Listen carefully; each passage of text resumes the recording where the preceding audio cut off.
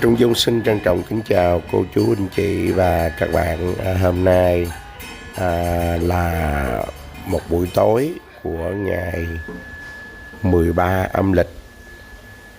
Hôm nay Trung Dung đi viếng một đám tang ở gần nhà mình, và đám tang này có một người chị mới có 60 tuổi ở xóm.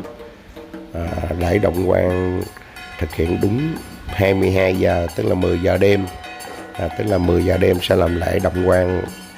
Trung Dung nhiệm vụ hôm nay đến đây là để hát tiễn đưa chị, một người chị ở xóm mà mình cũng phát hiện ban nhạc. Có hai người chú, một người chú thì 78 tuổi, một người chú thì 70. Cũng rất là thương vì sức khỏe ở tuổi này mà các chú còn đi phục vụ đám tang.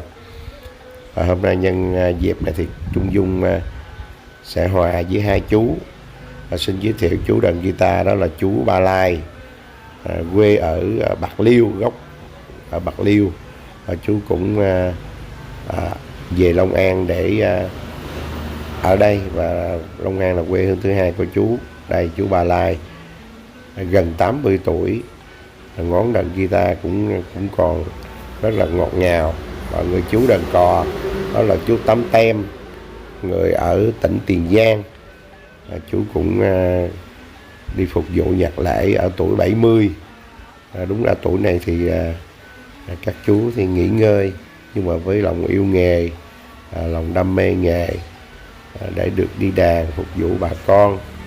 Sau đó nữa cũng có tiền để trang trải trong cuộc sống ở tuổi già.